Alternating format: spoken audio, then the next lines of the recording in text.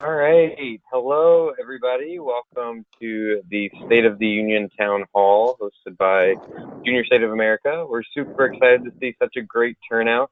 My name's Stuart Luther. I work for the Junior State Foundation as a program director. I'm going to kind of be the moderator tonight, just kind of helping run the logistical aspects of everything going on.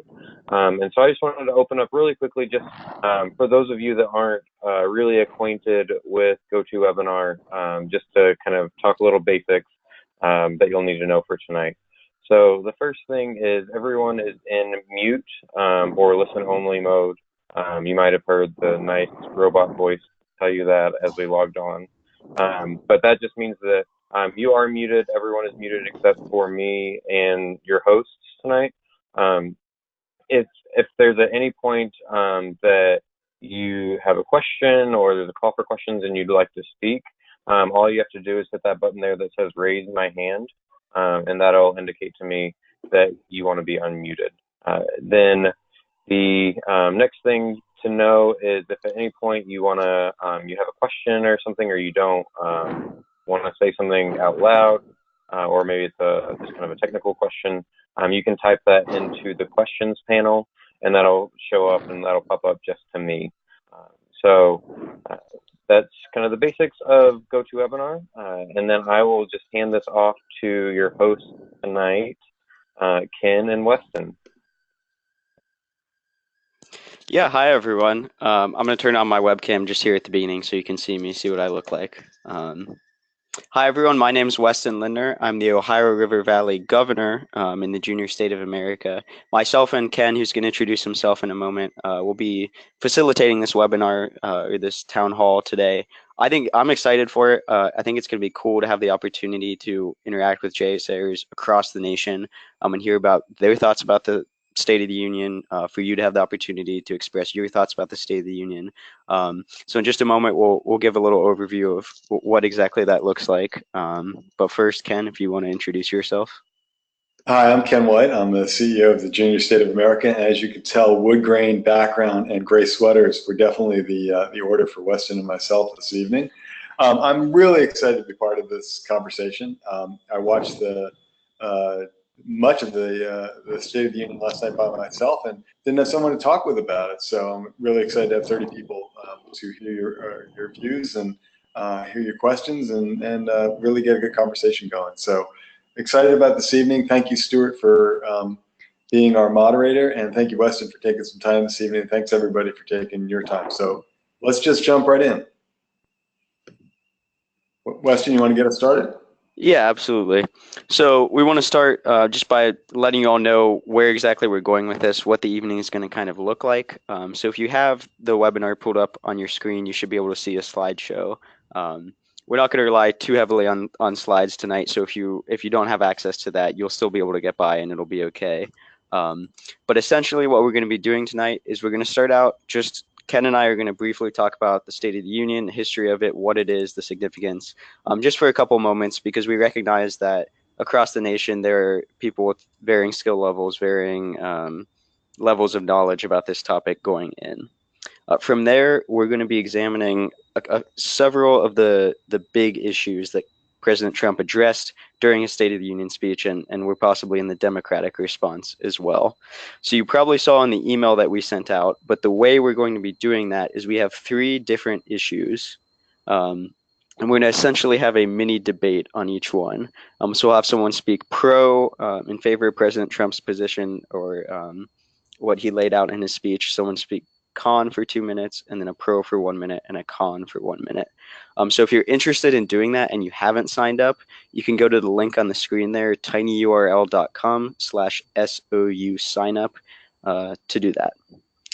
Now, at the same time, if you're not interested in that debate, if you want to just kind of sit back and listen to that but not participate, that's totally fine, because after we talk about some of those issues that related to the state of our union, we'll talk more generally about what do we as JSAers, and we as people who practice civil discourse and all those things, what do we think about the state of the United States? Do we agree that the state of the union is strong?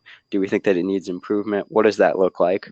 And then finally, we'll talk about a little bit at the end about the role of JSA, given that state of the union that we discuss immediately before that. So that's kind of what our agenda looks like for today. Ken, I don't know if you have anything you want to add on to that. No, that's great. Unless anyone has any questions, let's just dive in. Alrighty, and remember everyone, if you want to ask a question, you can hit the raise your hand icon on the GoToWebinar software. So first, just a little bit of background, and then we'll jump right into the mini debates, get everyone talking. But for anyone who doesn't know, the State of the Union originated with pretty much the origin of our current country under the United States Constitution. So in Article 2, Section 3 of the Constitution, it basically says that the president will, from time to time, give to Congress information on the state of the union and recommend to their consideration such measures as he shall judge necessary and expedient. So when the framers designed our system of government in the United States of America, they really intended the State of the Union as the president reporting to Congress on how things are going, basically. And so in 1790, George Washington delivered the first State of the Union address. But then when Thomas Jefferson, our third president, assumed office, he simply sent a written report. And for close to a century, actually a little bit over a century, the State of the Union was merely a written report offered by the president to Congress. That changed in 1913. Woodrow Wilson, facing with everything going on with the League of Nations and just everything going on in history at that point, he decided to give an address to Congress instead of sending it in writing to rally support for his agenda and the things that he wanted to do. And so that's when, in some sense, the modern State of the Union began. In 1923, when Calvin Coolidge gave it, it was first broadcast on radio. In 1947, Harry Truman's address was first broadcast on TV. And then Bill Clinton in 1997 had the first internet live streamed State of the Union. So what we've kind of seen happen is the State of the Union has evolved from the president speaking to Congress to the president speaking directly to the American people through the television screen. This is an opportunity for the president to go on pretty much every network and speak directly to the American people. And so that background will kind of help us as we look at the president's speech. It can kind of inform us on our discussions about the State of the Union, the speech, and how accurately it reflects. Looking at Trump's speech specifically, it was the third longest in the modern era. Interrupt for just one second. One thing that people may not be aware of is that a lot of the pomp and circumstance and the sort of informal traditions around the State of the Union, in addition to the sort of official things that you outlined, Ronald Reagan was actually the first president to bring guests into the gallery and point them out as part of his address. And this sort of has evolved into a tradition of presidents bringing along a representative sample of Americans and then saying, this person did this and that person did that, and tying their rhetorical points to actual living, breathing people. There are also all sorts of tradition around who stands, who sits, who applauds, who doesn't. And I'm sure people were picking up on that last night. But there's a lot of informal tradition that goes with sort of the formalities of the business of reporting to Congress. Just wanted to bring that into the conversation. Yeah, absolutely, Ken. And when you look at President Trump's State of the Union address last night, what you're seeing on the screen now is a word cloud of his entire inaugural address. Basically, the bigger a word is, the more often he used it. So you can kind of look at this and get a sense of some of the issues that President Trump talked about. And three big issues that the president addressed that we'll be talking about today are immigration, infrastructure and the economy, and foreign policy and security. Those were three big things that he was expected to talk about before the speech and that he did end up talking about. So we'll move on to a mini debate on immigration in one moment, but the last thing to mention just about the State of the Union would be the opposition party response to the State of the Union. So beginning in 1966, when Senator Everett Dirksen and Gerald Ford gave a response to the then President's State of the Union, it's kind of become a tradition for the opposition party to offer some kind of response. And so this year, that of course was offered by Joe Kennedy, grandson of RFK, I believe. And so that will also play a role in our discussions. But now that we know a little bit about the background of the State of the Union and where we're kind of coming from, in just a moment, we're going to move into a debate, a little mini debate about President Trump's State of the Union as it related to immigration. Stuart, were you about to say something? Just really quickly before we move on, we do have one question, it seems, from Andrew Bruns. I'm going to unmute you, Andrew, and you can go ahead and ask that. Go ahead, Andrew.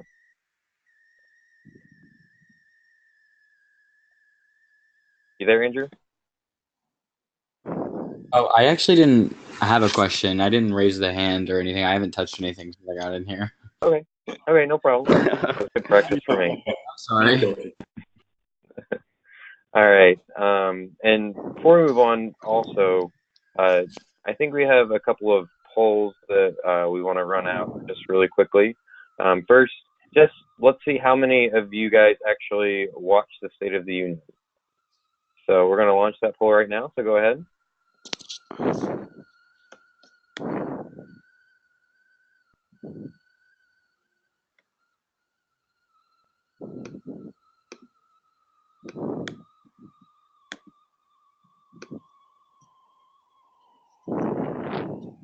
Awesome. All right, so it looks like, I'll present the results right now. The 68% of you said yes, 10% of you said no, and 23% of you said you watched some of it. So pretty interesting going into this.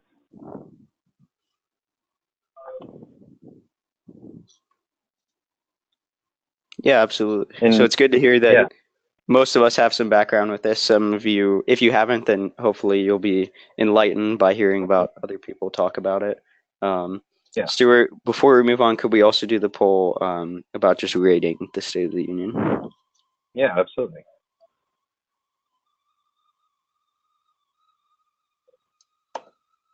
So this poll is, if you were to rate the State of the Union, what would you rate it in 1 to 5? 1 being worst, 5 being the best.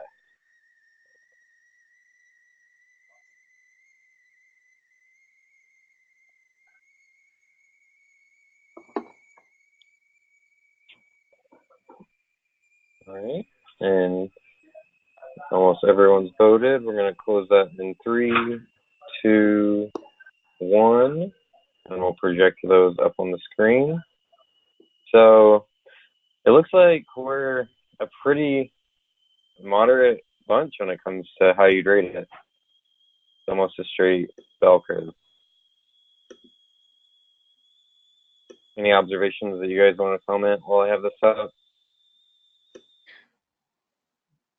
No, it's just we're going to have some lively conversations tonight. Yeah, I think this is great. Yeah, it's great to see. I mean, you definitely have people on both sides and a lot of people in the middle, so should be some good discussions.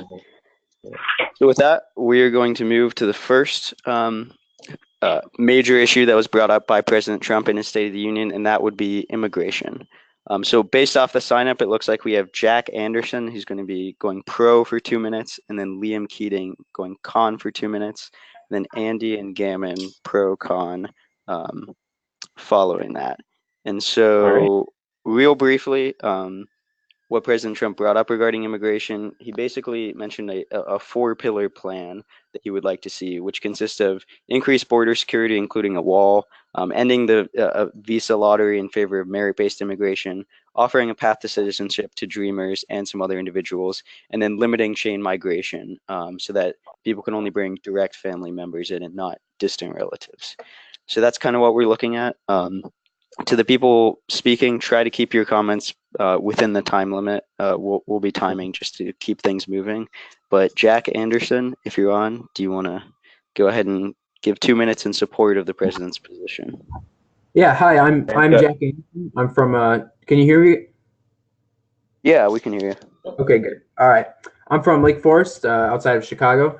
So basically what Trump did in his immigration part of his speech, he laid out how we want to regain control of our borders and find a way to deal, a humanely way to deal with the 11 million illegal aliens currently in the country. So he laid that out through 4 pillars. And so he talked about a path to citizenship for 1.8 million people. So the difference is if you just get to give all those people citizenship right off the bat, that basically provides an incentive to get into the country illegally. So what he wants to do is he wants to put over a 12-year period. He wants to have it merit-based and looking at work status and character, as he put it. Second, he wants a fully secure border, and that involves building a wall. As we've seen in San Diego, there's been a 90% reduction in crossings when they put up a 3-layer wall in that area. He also wants to hire more border patrol, which is definitely a key aspect of the securing the border. He also wants to end chain migration and catch and release. We saw with al-Baghdadi, the leader of ISIS. This is precisely what happened. He was caught, and then he was subsequently released. And now he's wreaking havoc across the Middle East, or at least he was for a period of time. And then he also, like I said, he wants to end chain migration. So basically, as we saw with the New York terrorists in the recent months and weeks, they came in through chain migration. And what he would want to do is limit those sponsorships to spouses and children. So we want to make sure that, we're dealing with this in a humane way. And that's what President Trump wants to do. But he wants to make sure that he's taking into account the safety and security, as well as the overall well-being of Americans already here who have worked very hard to get where they are. And also regarding immigrants who have previously immigrated to the United States, respecting what they've gone through and the process, the difficult process that they've gone through to become either a U.S. citizen or a legal resident. So that's basically what his immigration aspect of his speech was about and why he was correct. Thanks so much, Jack. And that was like 1 minute 55, so that was perfect. Liam Keating, if you're on, Stuart's going to go ahead and unmute you, and you can give your 2-minute con on the issue.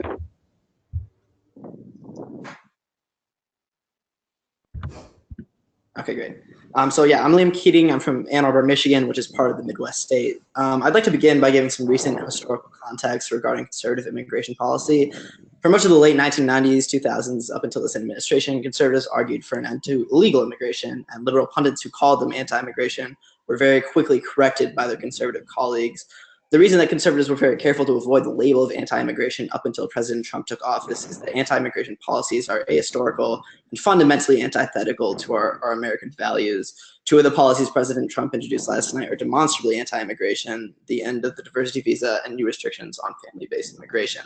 Briefly, before I get into why anti-immigration policies are a dangerous break from political precedent, I think it's probably worth noting that the president was dishonest regarding these policies. I don't actually have time to go into how he was dishonest, but a quick check of PolitiFact or most reliable news organizations can explain it. It's more important to recognize how illogical and un-American the underlying ideology that supports undoing them is. So firstly, according to the Cato Institute, all immigrants are less likely to be incarcerated than natives relative to their shares of the population. So the idea that restricting legal immigration protects American citizens is not true. Secondly, 1,500 economists, including 6 Nobel laureates, former officials of both the Obama and Bush administrations, penned a letter to the president and Congress last April encouraging an increase in legal immigration, which read that immigration is one of America's significant advantages in the global economy. So immigrants commit less crime than native-born Americans, and they help our economy. Putting America first would mean increasing legal immigration, not decreasing it. Companies like Google, Apple, and Tesla would not be here without immigrants. Every single president the United States has ever had is the descendant of an immigrant. There's a plaque on the Statue of Liberty that reads, "Give me your tired, your poor, your huddled masses yearning to breathe free." It does not read, "Give me your Norwegians," nor does it read, "Give me your slightly smaller huddled masses who can prove that they will contribute to our economy." Whether or not the American dream is alive today is up for debate. But if it is, the rollback of sensible immigration policy that was proposed last night is surely doing its best to kill it. Thank you so much, Liam. That was 1:59. So I don't know if you guys are timing yourself, but it's awesome. Next, on the pro side, Andy. Stuart will go ahead and unmute you. All right, so Andy actually messaged me and said he's on the road. if we could do the con first, that he will be back on in time, which I think is Gammon. Yeah, absolutely. Okay, so I'll go ahead and unmute Gammon. Hi, I'm Gamin. I'm from SoCal, and I live near LA County. And so I want to start off my argument with saying that President Trump this year said that he was moving towards a bipartisan deal with Democrats and Republicans after the shutdown. And I felt that what he proposed was slightly more biased towards Republicans when he clearly stated that he would be kind of more open to such suggestions. And although I kind of commend him for taking a path to allow Dreamers to be citizens, the process is 12 years, which is basically a lot of time when they have been working and having an education for almost all their entire life. And I think it's kind of harsh on the Dreamers to still have them wait for 12 years more.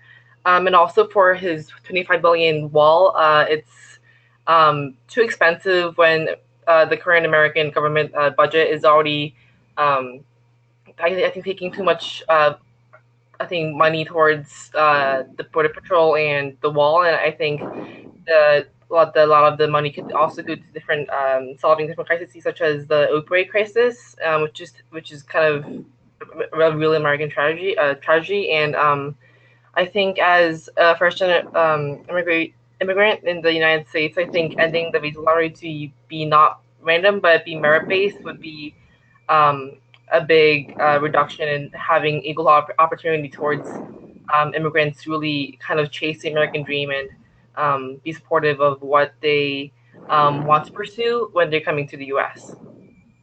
Thank you so much, Gamin.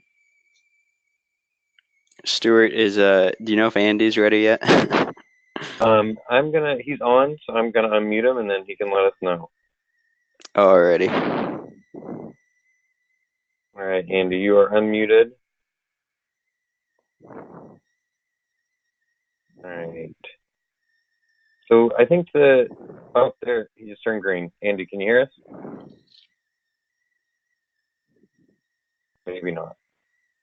All right, so how about we just take a volunteer from the floor if you wanted to speak for 1 minute oh, wait, here he is, never mind. All right, hey Andy, can you hear us? No?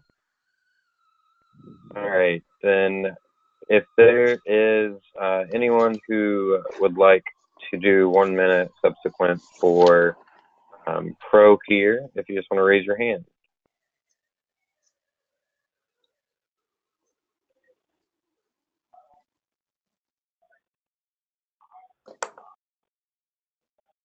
Okay. All right.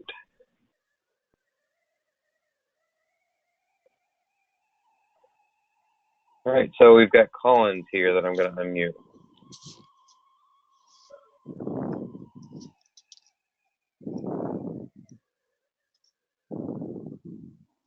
All right, Collins, you there?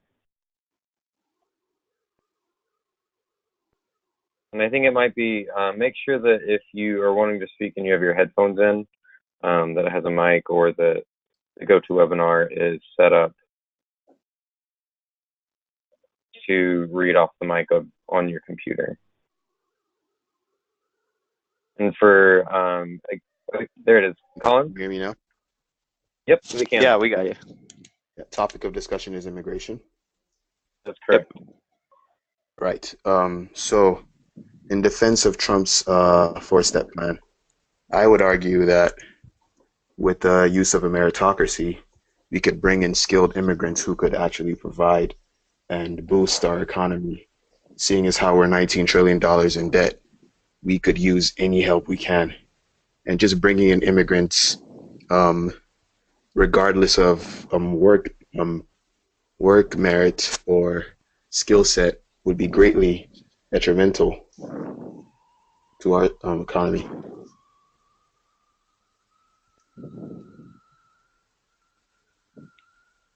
Thank you, Colin. And what could you say what JSA state you're from as well?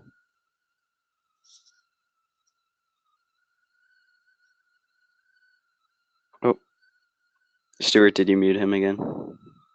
Yeah, I did, but he's unmuted now. Colin? Texas JSA. Apologies. Woo, Texas. Yeah. It's cool to see the geographic diversity we've had from speakers so far. Indeed. So yeah, as we look at immigration, honestly, obviously there's a lot of questions that we face as a nation. There's a lot of talk of compromise, and it's something that it looks like both parties definitely want a solution. It's just going to be a question of if they can get there. So good discussion. And I'm going to hand it over to Ken. He's going to lead the next topic, which is infrastructure and the economy. So one of the things that President Trump emphasized heavily in I guess about a third of the way through his conversation was infrastructure spending, the impact it could have on the economy, the impact it could have on jobs. He portrayed it as a pocketbook issue, but interestingly, also referred to the beauty of the infrastructure that would be built, the bridges, the railroads, the airports, et cetera. Really casting it almost in aesthetic terms. So I'd love to hear what folks have to say about the expectation that infrastructure would be both an economic boom and also worth the investment that it would inevitably entail for the United States.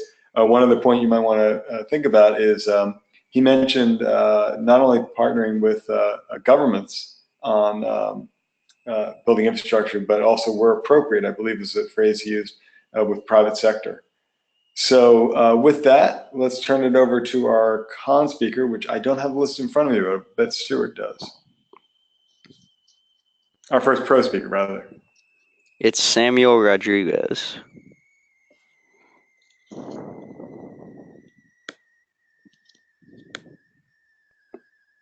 Can you guys hear me? Yep. Yes.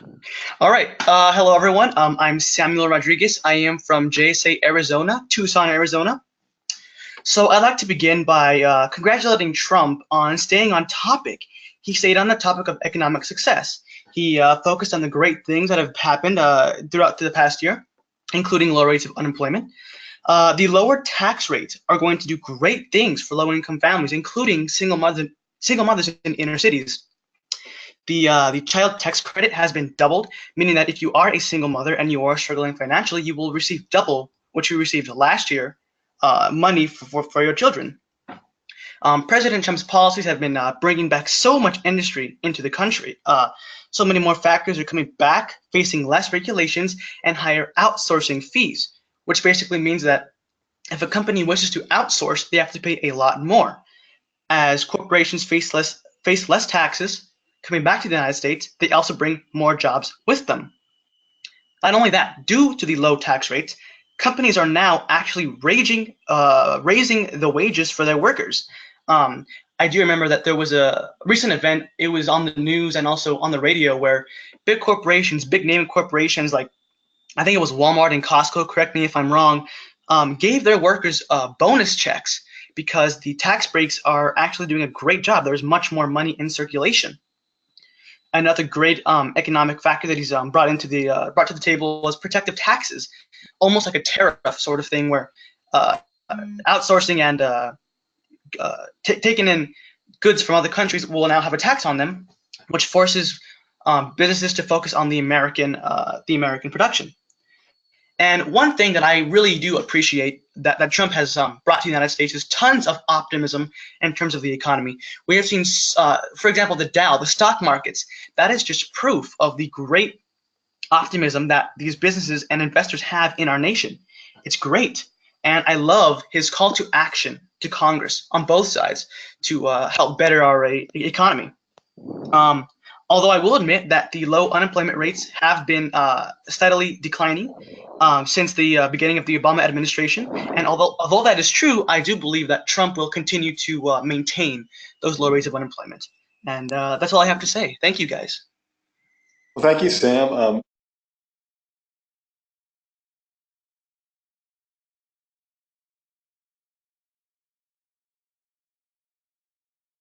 Have it pronounced correctly? Ken, I I think you think, broke out a little bit, Ken. yeah. Sorry. We're going to hear from Melanie Luch with the con presentation.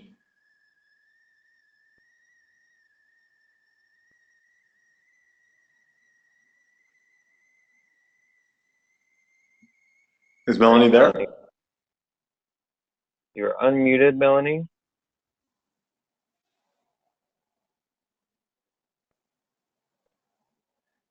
Melanie, you want to tell us where you're from and get started? Yeah. Hi, I'm Melanie. I am from San Marcos, Texas, just south of Austin. I am also driving at the moment, so I probably won't be able to do a full 2 minutes, but I did want to comment particularly on what Trump was saying about infrastructure, especially what he was saying about producing a bill that generates at least $1.5 trillion for the new infrastructure investment that we need. So I was looking at this, and according to the U.S. Department of the Treasury, the current gross national debt as of yesterday is about $20.5 trillion, 5.7 trillion of which is held by the federal government.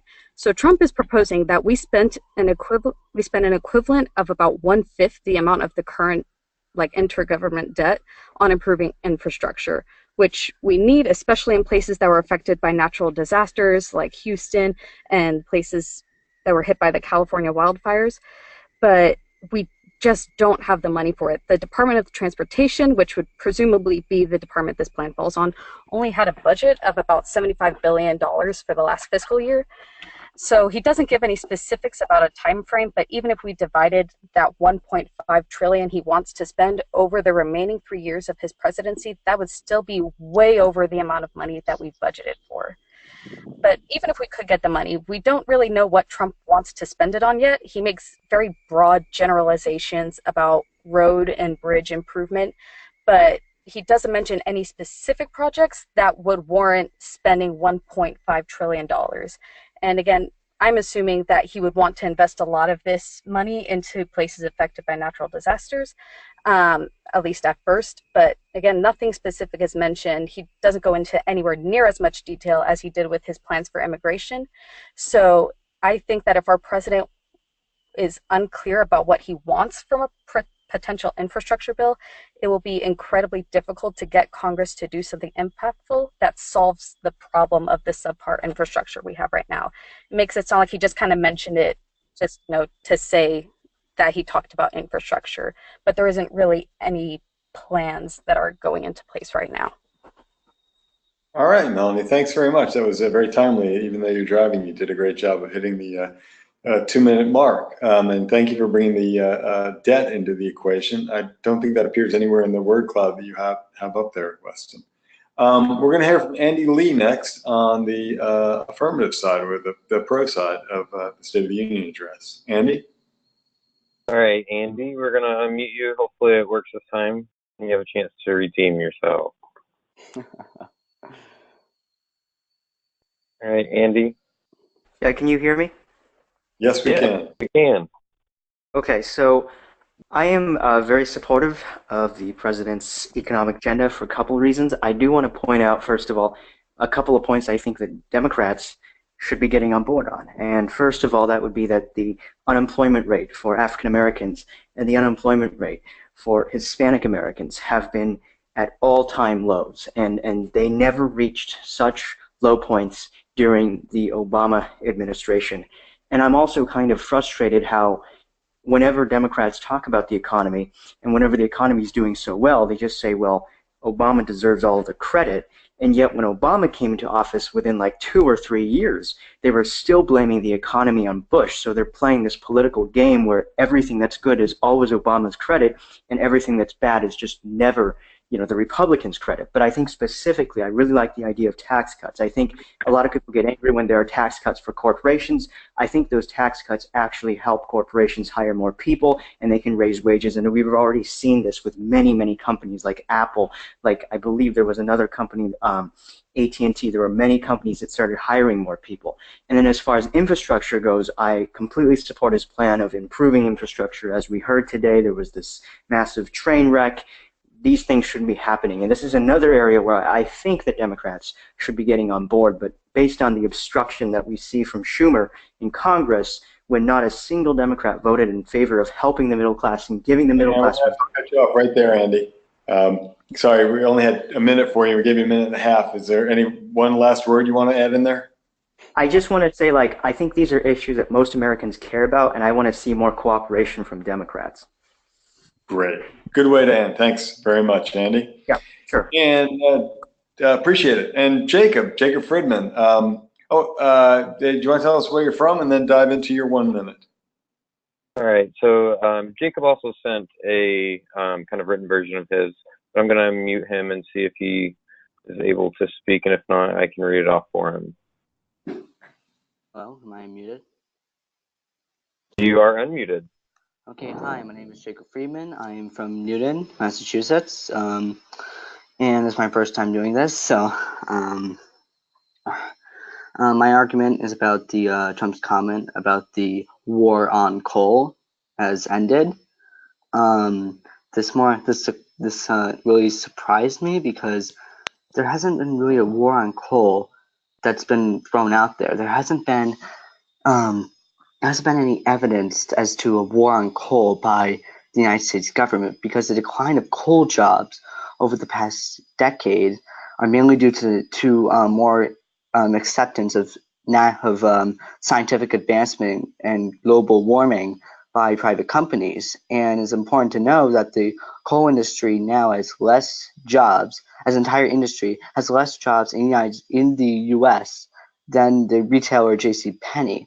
And it's, even with all these regulations by the government, it's still up to the private companies, the private investors, to really fund all these jobs, and they're not putting as much money as they used to. That is why the coal jobs have been subsiding. That is why the coal boom and more or less the demand for coal and oil has gone down. Thank you, Jacob. This is very helpful, and great job on your first time doing this. Yes, we heard President Cole talk about beautiful, clean coal last night. It was one of his most emphatic points that he made during that part of the speech. We're going to move on now to a different topic, this being foreign policy and security.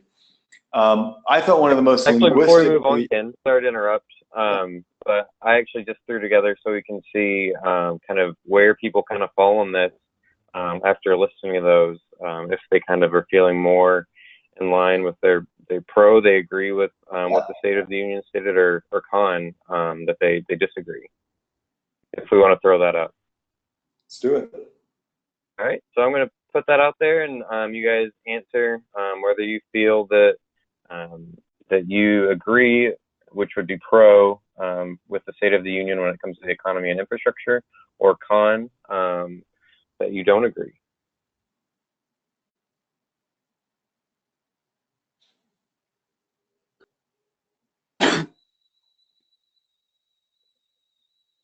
Right.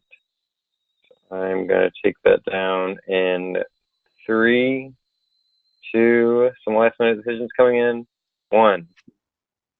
All right. So it looks like we are still kind of pretty middle of the ground. That's a pretty small margin. Awesome. Good. We're going to have some more interesting discussions coming up. Stuart, could you say what the margin is for anyone who might not have it on their screen? Great point, Weston. So it was 44% pro, and it was 56% con. Oh, pretty close. Mm-hmm. So on the issue of security and foreign policy, President Trump covered a lot of ground. He didn't give much airtime to either China or Russia, and in an interesting word choice, referred to them as rivals.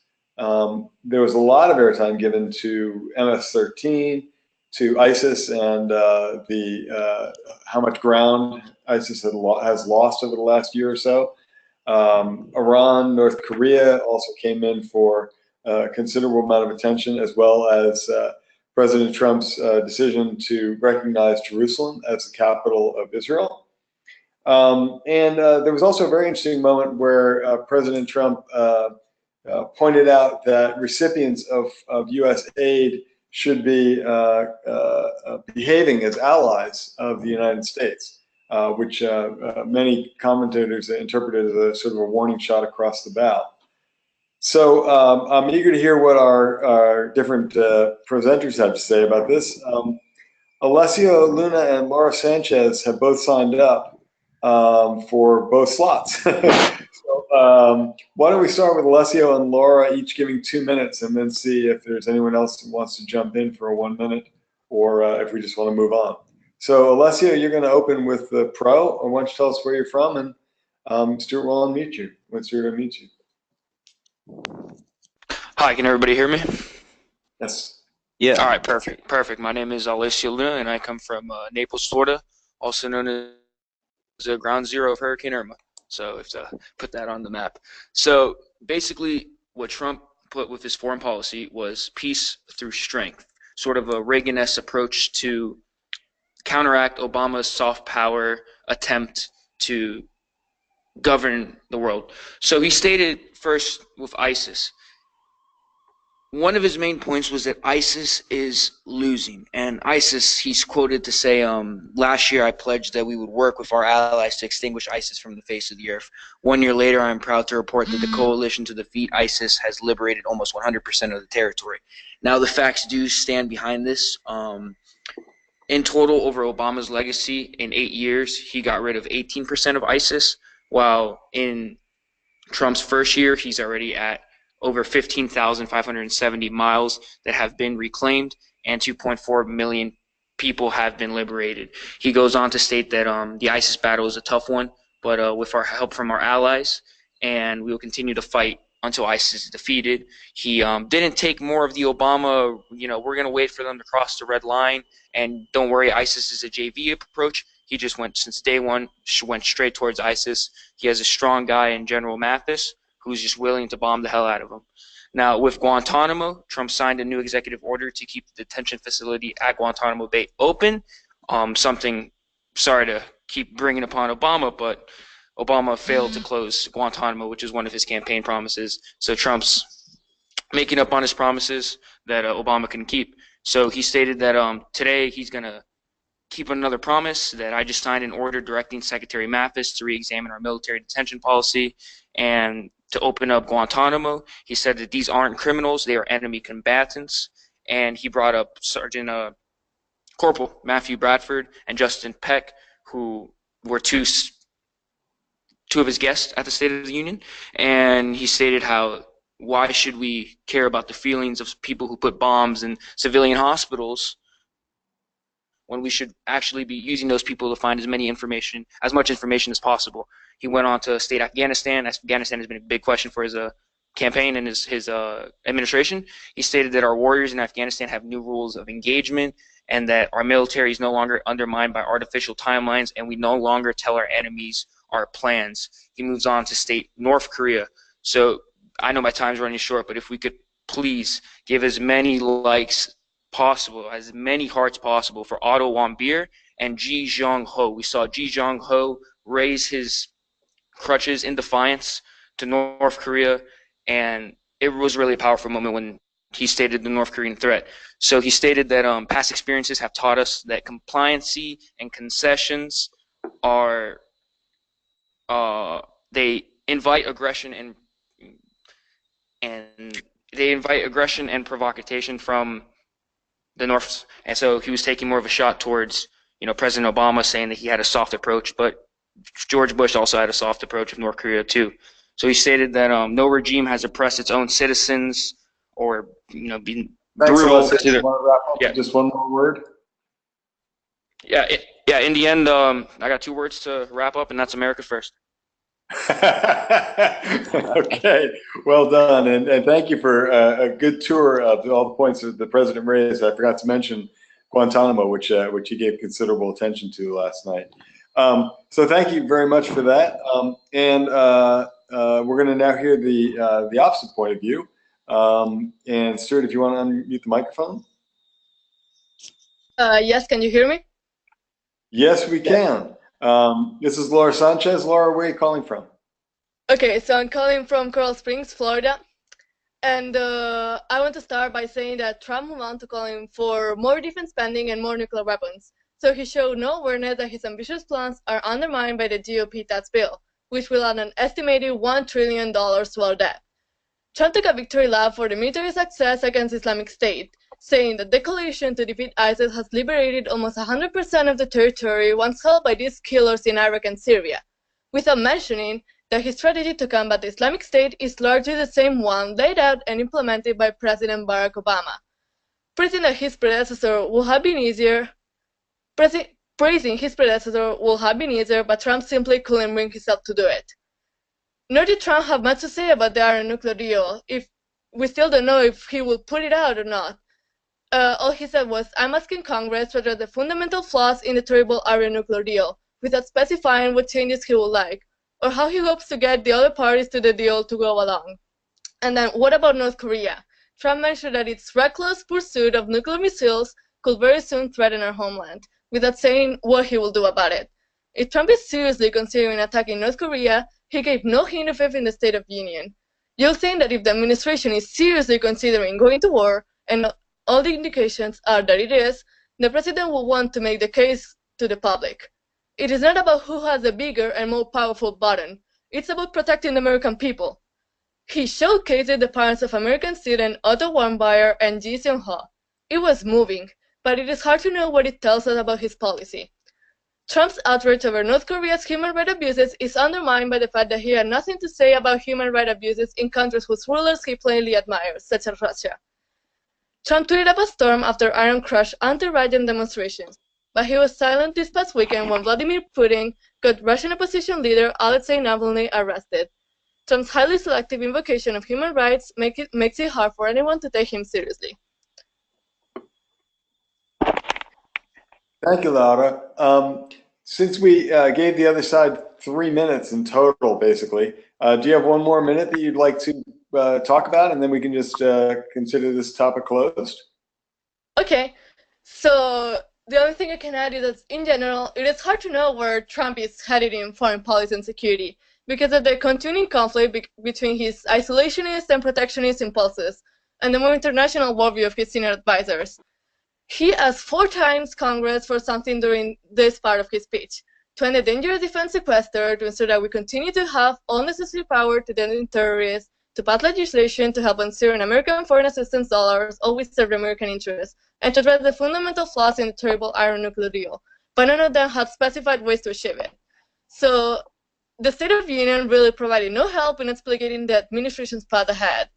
So I encourage all of you to also give a lot of likes to the con side in foreign policy and security. Thank you. That was great. It was exactly 1 minute. I'm amazed at everyone's ability to hit those marks so well. Nice, interesting criticism of the Iran policy. Stuart, are you going to take a poll at this point, or?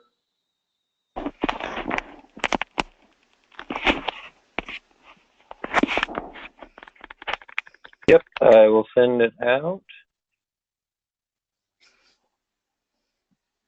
It's going to pop up on everyone's screens right now. So again, pro is for if you agree with President Trump's State of the Union in regards to foreign policy. Con is if you disagree.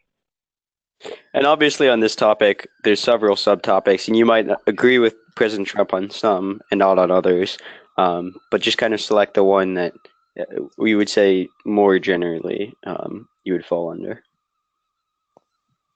All right, and then I'm going to close it in 3, 2, 1. All right, and so this one actually skews a lot more than the previous polls did. For those of you that are maybe on the phone or not in front of your computer, it's 23% pro and 77% con. Great. And we wanted to not set the agenda, totally set the agenda ourselves. Obviously, we picked out 3 big issues, but there were issues that we wanted to hear you speak on, whether you thought it deserved more attention, it didn't get mentioned at all, whether you had an alternative perspective on it. Yeah? Oh, sorry. So we were going to hear about the Democratic attitude and the response that the Democrats gave to President Trump's address. And Andy Lee has signed up for that.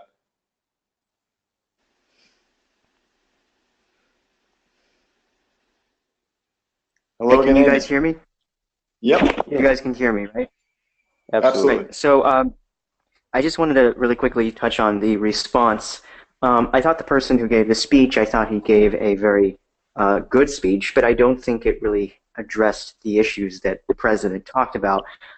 Again, if you watched the State of the Union, if you didn't just listen to the president, but you actually watched the live recording, you would have noticed that a ton of Democrats, especially House Democrats, refused to stand when he had pointed to the victims of MS-13, when he talked about how well the economy was doing for minorities in this country. And again, I feel like these are issues that Democrats would agree on. Or when he talked about higher infrastructure spending, or when he talked about human rights and the victim of brutality in North Korea, I thought these are all very unifying issues. Instead, basically most of the Democratic caucus refused to stand. So I personally felt that was really insulting, and I felt that that kind of behavior is actually what brings our country backwards, and it's actually what creates more partisanship and more hatred on both sides. There was, however, one Democrat that I really admired who did stand, and that was Senator Joe Manchin from West Virginia, and he always stood and paid respect for the president when the president talked about the duty of Congress to serve the people at the end of his speech, which I thought was wonderful. So, I mean, I think all credit goes to people like Joe Manchin, very few Democrats who want to be bipartisan, but I think he deserves the credit for that. But I would say that the general emphasis I want to place on this is if we want better discourse and if we want a country that's more united, and if we want a State of the Union that's actually a strong country, it does require unity. And I think when the president laid out his immigration proposal, Democrats aren't going to get everything they want, and nor are Republicans. So there has to be compromise, and it's the refusal of Democrats to compromise when President Trump gave 1.8 million illegal immigrants citizenship. That's what really angers me, and the fact they won't even accept that just shows that they're not interested in any kind of compromise at all. Well, thanks, Andy. I appreciate that. And Weston, you got an idea? What's that? Oh, sorry, you wanted to jump in. Oh yeah, thanks for that input. I think you really touched on something that we're going to kind of have a little discussion about in just a couple minutes. About how do we reach that unity, and are we in the place we want to be in terms of the discourse between the two parties in our country? But I am curious to see, is there anyone who had a more positive view on the Democratic response, who could kind of present the other side of that issue? If you want to, then just go ahead and raise your hand. All right, so I have Raphael who raised his hand. All right, Raphael, you should be unmuted if you want to say where you're from.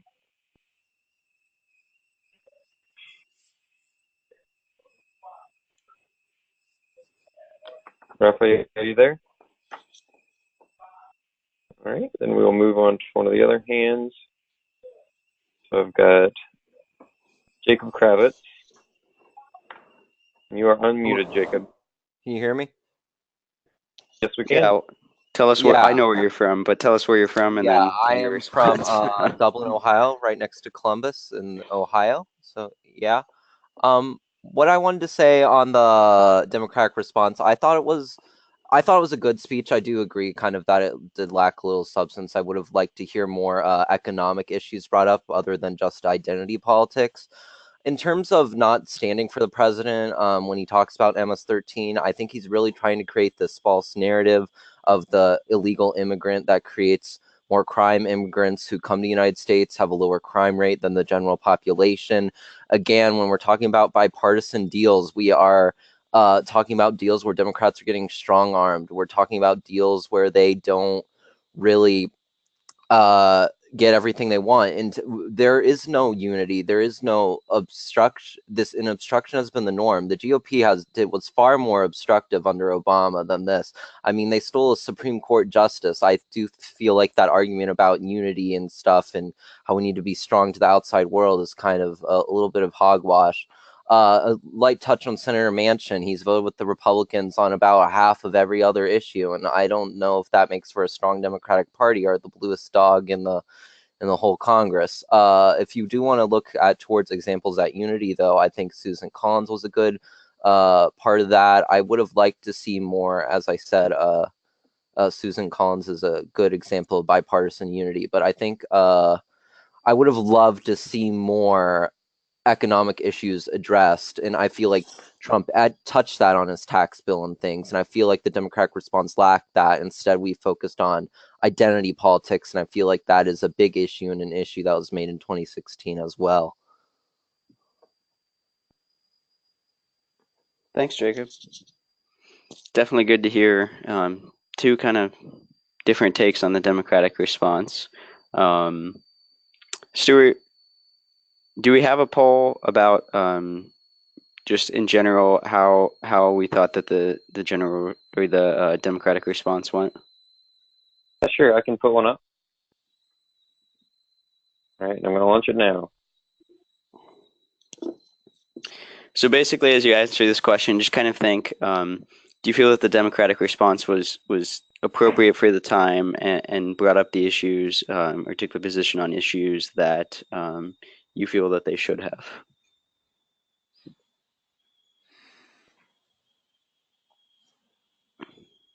All right, I'm going to close this in 5, 4, 3, 2, 1. All right, I'm going to share those results.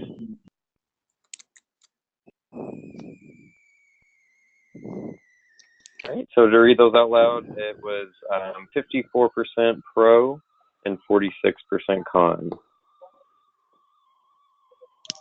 Wow, another pretty split down the middle one. Well, thank you, Andy, and thank you, Jacob, for that. Definitely a really important topic to talk about. We mentioned at the beginning of this town hall that the response has been going on for about 50 years now, and it's always interesting to see kind of how that dynamic plays out. So that's a good discussion. We also have one additional underrepresented issue that someone put on the sign up prior to the call. So we'll go ahead and give them an opportunity to talk about that. Let someone else talk kind of on the other side if that is necessary. And then we'll move on to our discussion about what overall, looking at these issues and looking at some of the issues we haven't had the opportunity to dive into, what we feel the state of our union really is, and then what JSA's response to that can be. So the next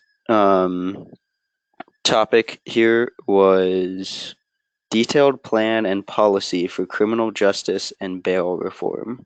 So someone wrote that down. They didn't put their name on it. So if you were the one who put that and wanted to talk about that, could you raise your hand?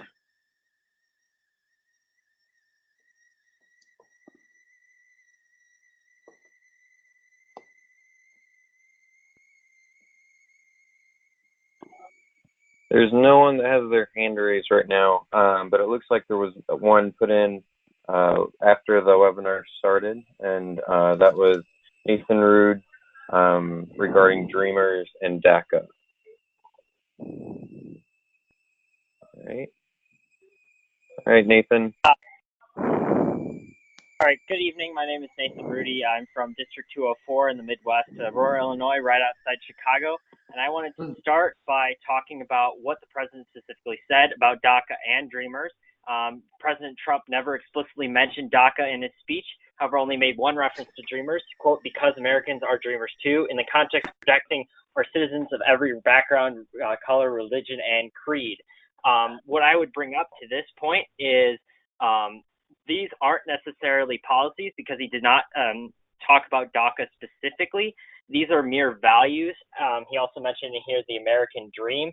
And talking about values rather than talking about the policy specifically is not going far enough to address his imperative to address DACA. When he announced that he was rolling back DACA, he tweeted September 5th, Congress, get ready to do your job, DACA. while this is slightly vague, it's not nebulous. President Trump as a candidate, and again here, demonstrates the want to move away from executive orders and move into providing Congress the means to put a law on the table for him to sign it. Lindsey Graham and Dick Durbin, earlier this couple weeks ago, tried to put together a solution to the DREAM Act. However, Trump repudiated it in that meeting with the infamous "asshole, ass house" comment. So my stance on this is the State of the Union is for Trump to recommend consideration to such measures he deems necessary and expedient. Trump wants the DREAM Act reform. Graham wants it reformed. Durbin wants it reformed. He never once explicitly mentioned Dreamers or DACA, but rather equivocated them to all of us as people. And that right there, implying that all immigrants matter, is to miss the point of the Dreamers Act, that they are not given appropriate consideration. We need to specifically put this on the floor and honor Senator McConnell's promise to the senators in the stopgap spending bill vote to put this on the floor and put it on the floor soon. Thank you. Thank you so much. Definitely a big issue in Washington nowadays, and certainly interesting, I suppose, the amount of attention that it was given. And I know, just looking at some of the news coverage afterwards, I watched it on ABC, and they said afterwards they thought that the line "Americans are dreamers too" was going to be like the line that people quoted and the line that people talked about. So him kind of using that term "dreamer," but in a different way, and not in terms of the DREAM Act. So was there anyone who wanted to offer any kind of rebuttal or disagreement to that? If you are interested in that, raise your hand. And if not, then that's okay as well. We can kind of segue into how we feel about the state of our country. But is there anyone who wanted to give a response to that? Great. So I've got Andy. Again, Andy Lee. Can you hear me now? Yep. Yeah. Remember, we're looking at 2 minutes. Talk. Okay, you guys can hear me, right? Mm-hmm. So I think that on the issue of DACA, I'm supportive of DACA, but I think there needs to be compromise. So if there's going to be compromise on DACA, there has to be compromise on border security and the wall too. And I think his statement that Americans are dreamers too, that's not racist. That's not trying to divide people. It's the reality. Because people often like to say, well, look at the Statue of Liberty, look at Ellis Island, but those people came into this country legally. They didn't come here illegally when they knew the law stated you cannot cross the border. But I have sympathy for these illegal immigrants, so I think, yes, if they didn't commit crime and if they're working for the country, they should have a pathway to eventual citizenship. But I think at the same time, if conservatives are going to make that concession, then liberals have to make a concession where they say, well, how about we put some more funding into the border wall? How about we have more security? And the reason for that is because he brought the family members of people who were murdered by MS-13, and MS-13 has been able to come into this country illegally. So to say that just because illegal immigrants have lower crime rates, that's beside the point. It doesn't matter if they have lower crime rates. It's a fact that violent criminals come into this country illegally. And so you have to have some sort of security to protect the Americans, especially, when we're talking about Hispanic Americans, African Americans, immigrant Americans who have suffered at the hands of these violent criminals. That's not racist. It's actually protecting American dreamers who want to be safe in this country. So I think that both sides, again, can come to the table and negotiate. And this is what the president proposed to Congress. Build the wall, and you'll have 1.8 million dreamers completely legalized, and this immigration issue will be solved. And I'm still waiting on Democrats to say, yeah, we actually do care about dreamers. We're not just using them as a political prop, and that we will negotiate with Republicans and we will put dreamers first by passing this bill. Thank you. It's like I said before, it's definitely a pressing issue, and there's strong feelings on both sides. So thank you for that.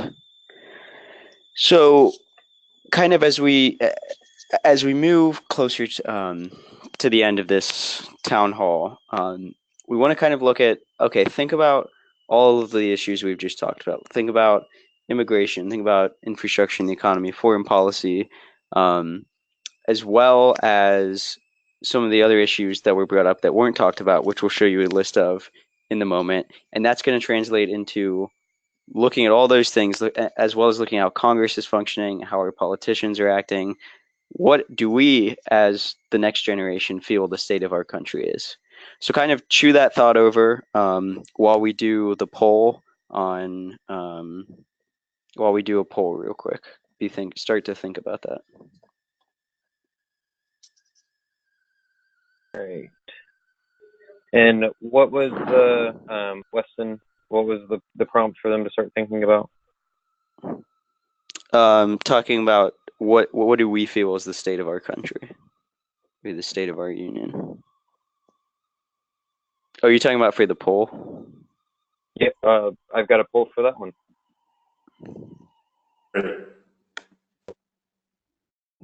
Sorry, that is the wrong one.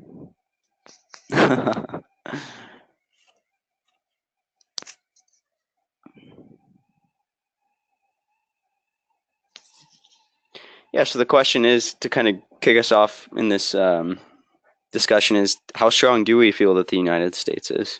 You know, the president said the state of our union is strong because our people are strong. Do we agree with that? Just a quick reminder for this town hall. 1 is the negative or no or disagree, and 5 is the absolutely yes or positive. So strong or not strong. 1 is not strong, 5 is strong. Right, and I'm going to close this in 3, 2, 1.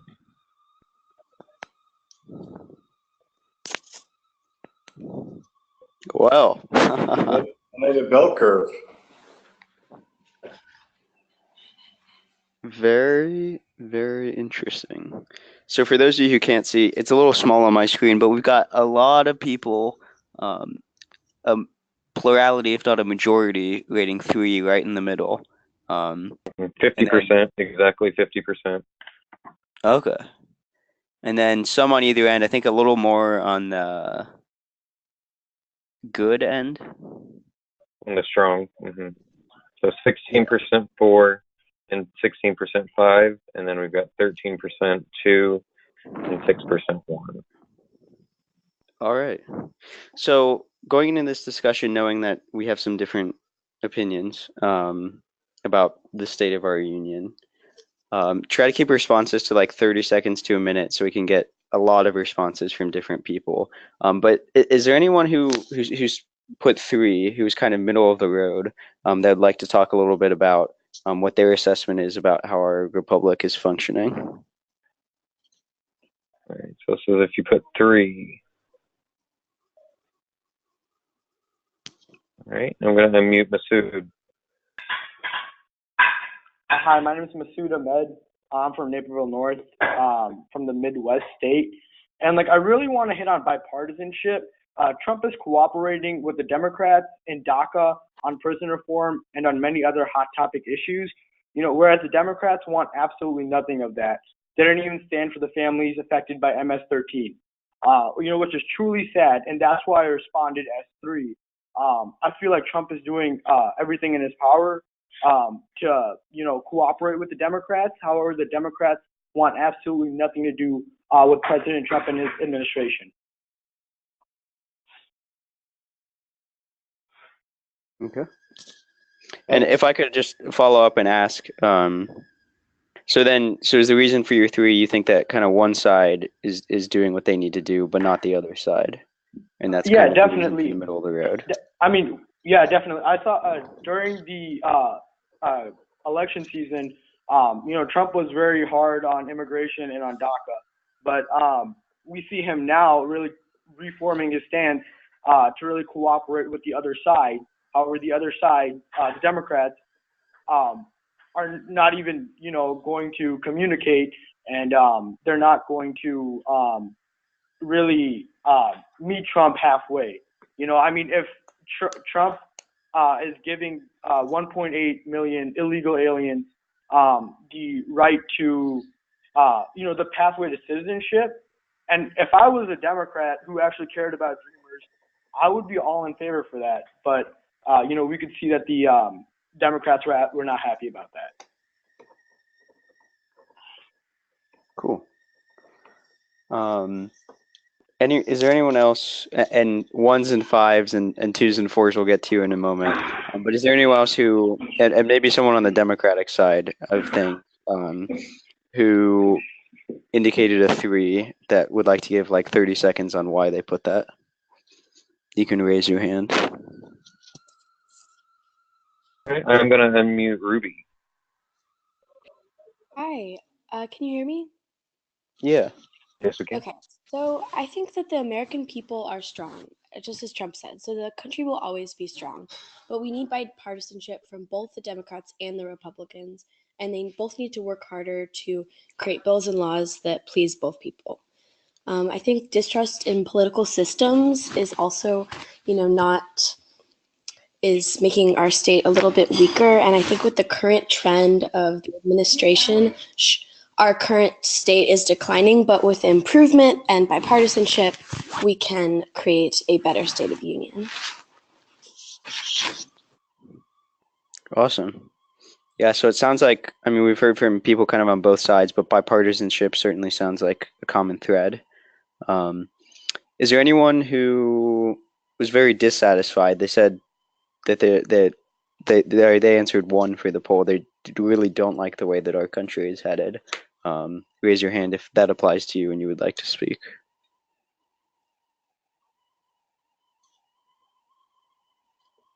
All right, I've got Zachary Or a 2, Roberts. by the way. One.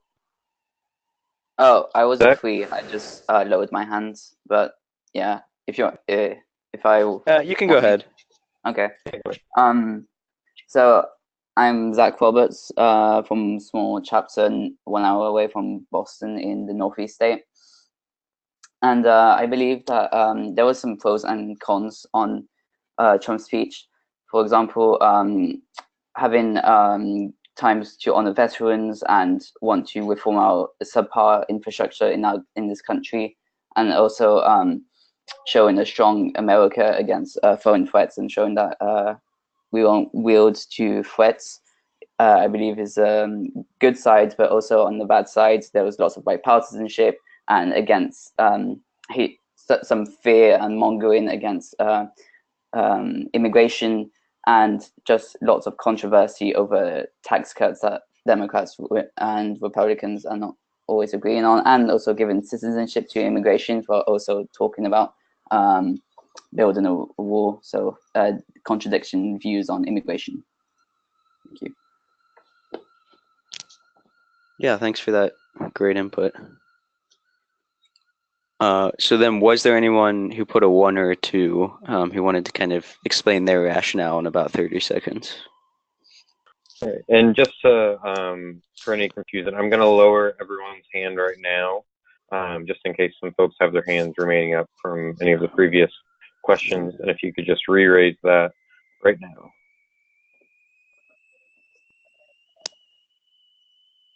All right, I've got Raphael that I'm going to unmute. Raphael, are you able to speak? All right. And then I've also got Casey Fecco. I'm going to unmute now. Can you hear me? Yeah, loud and clear. So I think that the State of the Union is poor at the moment. Partially, I think because of bipartisanship is not just on the Democratic side.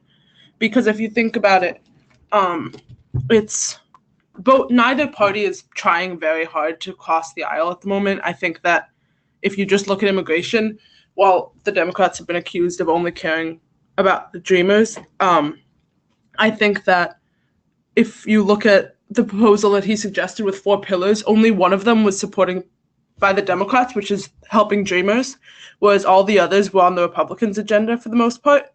And so I think that it's not just the Democrats' problem, and in order to have a strong union, we can't have that much bipartisanship. Awesome, thank you. Is there anyone on the complete other side, 5 or 4, they think things are chugging along, things are going really well, who would like to kind of give the reason why they feel that that's the case? Yeah, and again, I'm going to lower everyone's hand right now. So if you raise it now, you can go ahead and pick your. All right. So I'm going to unmute David Sanabria. Sorry if I ruined your last name. You said it right, sir. Hi, I'm David Sanabria. I'm from Lakota East JSA in the Ohio River Valley. Woohoo! Yeah, the reason I think that the State of the Union is going along well is that I think the tax reform bill was a major win for the Republicans. Like, I mean, many families are able to receive like new bonuses from companies and stuff, and I think Trump's new, like, I guess in a way, hardline status against ISIS and stuff, and just strong peace through strength policy and foreign policy will help make the world safer. Yeah, thanks, David. Tax reform hasn't been brought up a ton thus far in this town hall, so I think that's a great point, and something that President Trump at the beginning of his speech devoted quite some time to, I would say. At this time, is there anyone who hasn't talked at all in this call, hasn't offered any input, what they would like to give their explanation for how they rated the State of the Union, whether it's a 1, 2, 3, 4, or 5? All right, just again, I'm going to lower the hands right now, and if you want to re-raise it. All right. I've got Alessio Luna. All right. Alessio Luna from Florida. I just wanted to state a couple quick points. First of all, the State of the Union I rated it a 5, and the reason why I rated it a 5 and what I see the problems is, first of all, people need to stop being so sensitive in 2018, and you need to realize that Trump is our president, whether you like it or not. I don't totally agree with that, but we still have 3 more years of this. So we need to reach across the aisle, and if we present a solution to the Democrats, such as we did with DACA, then they at least need to have an open mind. That's something they need to practice, the tolerance that they preach, in order for us to have a more stable union. Yes, the Republicans do have their problems, but right now, with a Republican House and a Republican Senate and a Republican presidency, we are trying our hardest to work with the Democrats.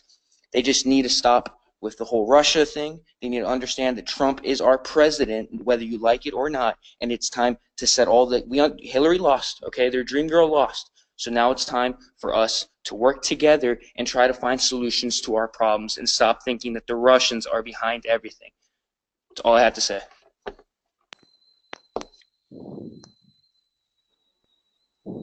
And I've got another individual, Grace. I'm going to unmute you, Grace. Hi, can you hear me? Yep, loud and clear. Okay. My name is Grace Mena. I'm from Scottsdale, Arizona.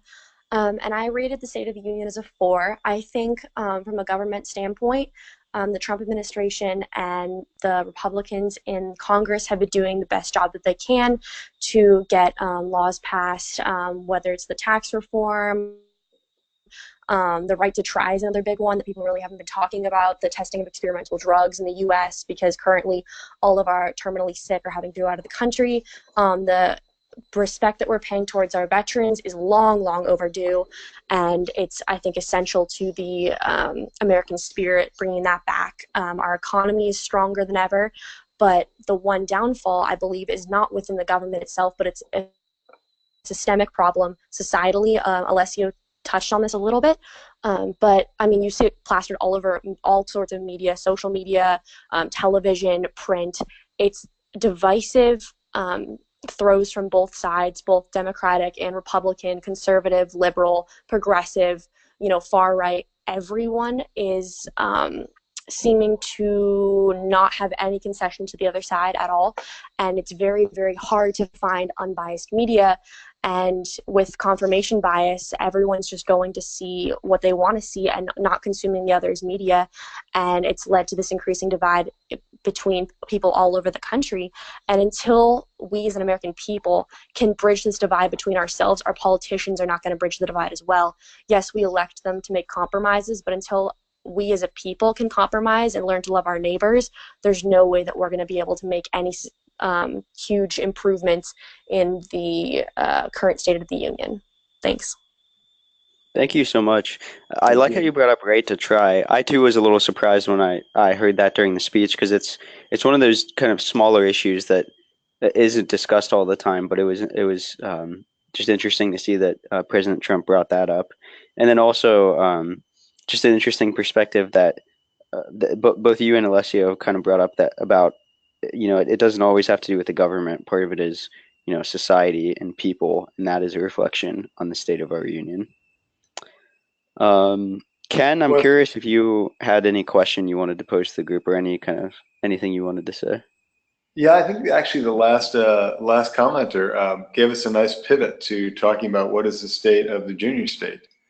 If we can get folks to perhaps take a quick poll on that, and then speak to how well the Junior State of America is doing on its mission statement, which was nicely alluded to, trying to get folks to understand, engage, appreciate others, even if we disagree strongly.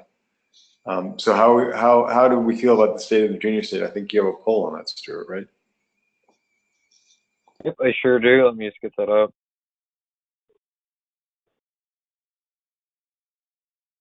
All right. Now, it's not showing up. Okay, here we go. And while you're taking the poll, and while you're taking this poll, thanks, Stuart. While you're taking this poll, if you want to think about, if you want to speak to the state of the junior state, how we're doing on our mission, what our role is in these times. Several people have spoken about the highly partisan nature of politics, and the fact that we don't seem to be getting along with anybody who we disagree with. At least many of the adults don't seem to be doing a good job of that. If folks want to speak to that point, let's hear about that after the poll closes. All right, and this is going to close in 3, 2, 1. Well, for those who can't see it, the poll results were skewed towards the positive, that thinking the state of the junior state is strong. 4% each for 1 and 2, 11% for 3, and then 4 and 5 had the highest percentage. Nearly half of people rated JSA as a 4, and 37%, or about a third, said it was a 5. So a very strong skew towards a strong state. Just for the sake of argument, do we want to start with someone who wants to speak to, who gave a lower rating and wants to speak to why they're concerned about the state of the junior state? All right.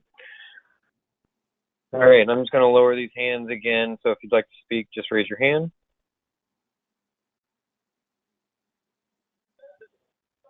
All right. So I've got Collins.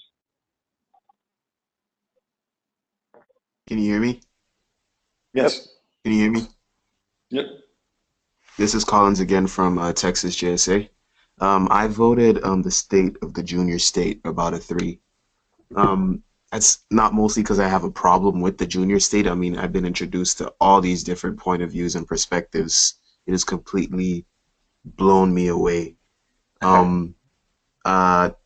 Reason I picked 3, it's somewhat just about, again, with the divisiveness, there were some people that I just could not get my point across to them or get along to, and that's not the fault of the junior state. So perhaps I was a bit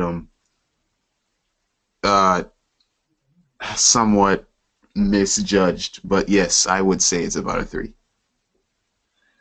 Collins, thank you so much. I really appreciate the perspective, and it's an ongoing challenge for us. It has been for 84 years as to how we can make sure that folks are both respected and heard, and also, free to go their own way with their own opinions. So thanks for that.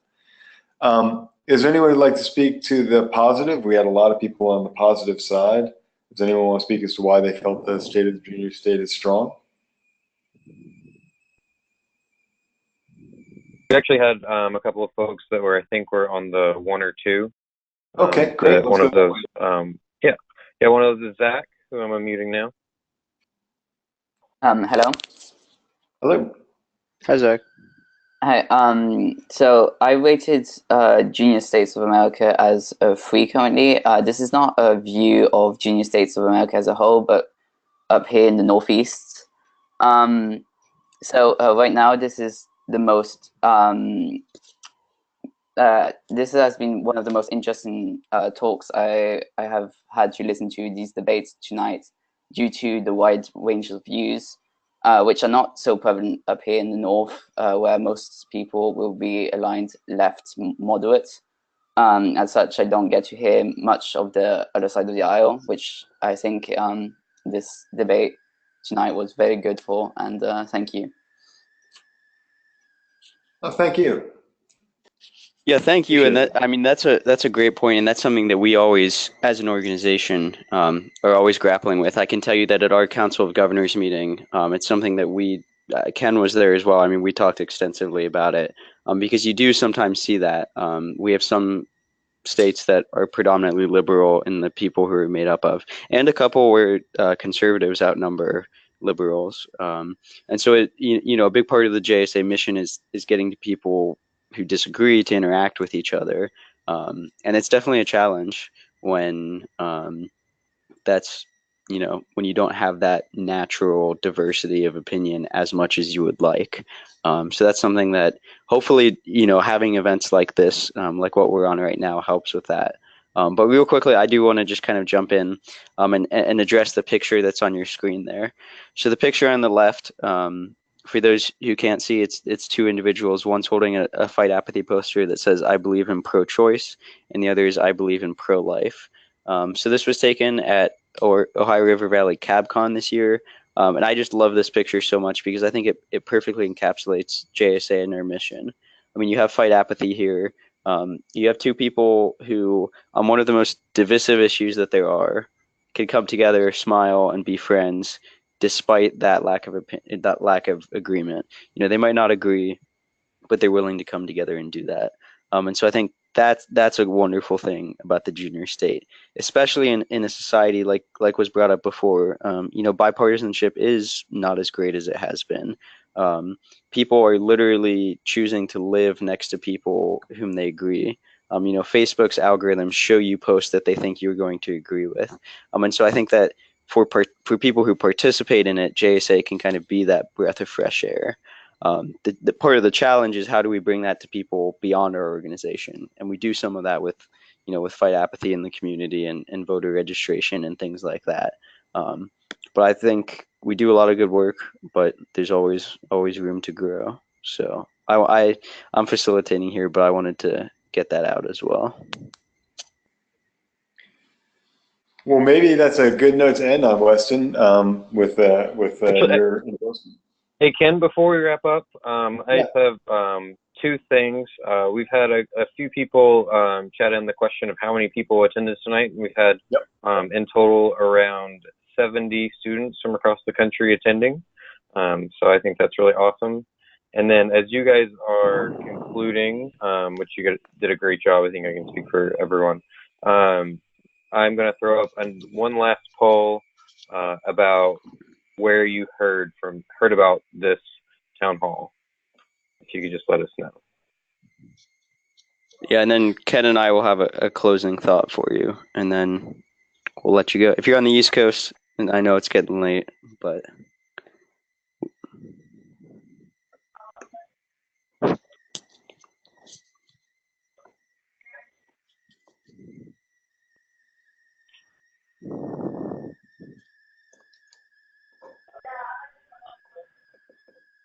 yeah, we can go ahead and you guys can wrap up as they're taking the poll. Yeah, so sort of the question that Ken and I wanted to end with is, what's next? We've had this discussion tonight. We've interacted with people with whom we disagree. And whether people rated the State of the Union as a 5 or a 1 or a 3, even the people who said it was a 5, there seemed to be a kind of agreement that we can do a better job in our country with bipartisanship, and just people interacting with each other respectfully. The Junior State of America is a great vehicle for making sure that that can happen. So my question for you is, what are you going to do in the next few months to make sure that in your JSA chapter that continues to happen? And then what can you do, outside of your JSA chapter to influence that in society as a whole? It's a big question to think about. When you go to Winter Congress, we have the party system, and it's always funny to me because sometimes people complain about U.S. parties being divisive, but then the parties at Winter Congress, when we are forming a mock government, end up being divisive as well. So just kind of think about that. Think about those lessons. Think about how you can apply it to Winter Congress.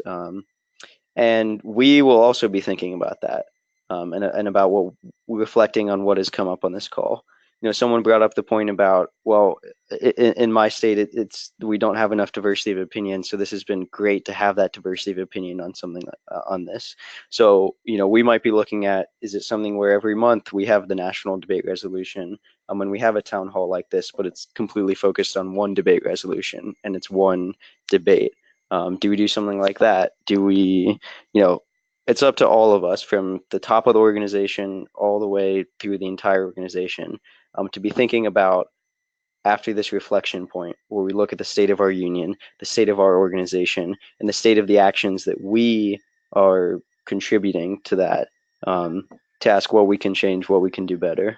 So I just wanted to kind of leave you with that call to action, and leave myself with that call to action. And that's all I have. But Ken, do you have any closing thoughts? Just two. One is the state of our junior state is strong because our people are strong and because we're diverse and inclusive. And everything and anything you can do to get more folks who bring different perspectives into the junior state, we are stronger for it. So I encourage you to go out and find people who you disagree with and invite them to join the junior state so that you have people to bounce ideas off of and get to know and learn to understand where they're coming from. The second thing is a little bit longer than Winter Congress. I also encourage you to be thinking about Spring State. There are many, many leadership opportunities available in the junior state, both elected officials as well as appointed officials and cabinet officers and things like that. So I urge you to think ahead. You might never have thought about running for office before.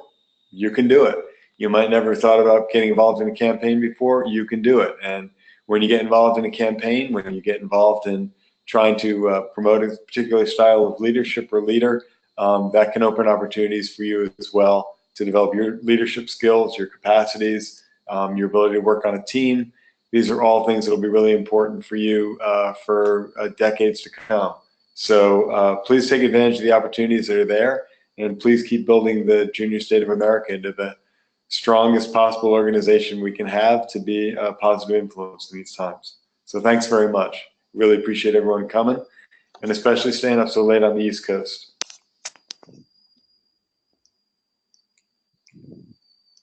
We've had an absolute blast. Weston, should we declare this meeting closed?